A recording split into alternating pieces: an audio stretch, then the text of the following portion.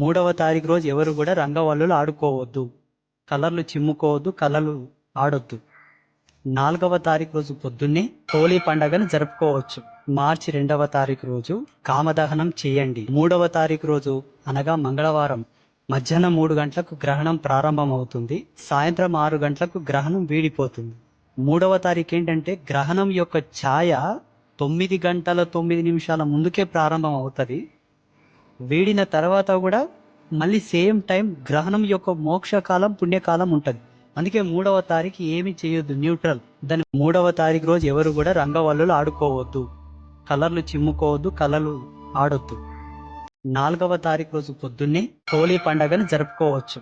మార్చి 2వ తారీఖు రోజు కామదహనం చేయండి. 3వ తారీఖు రోజు అనగా మంగళవారం మధ్యాహ్నం 3 గంటలకు గ్రహణం ప్రారంభమవుతుంది. సాయంత్రం 6 గంటలకు గ్రహణం వీడిపోతుంది.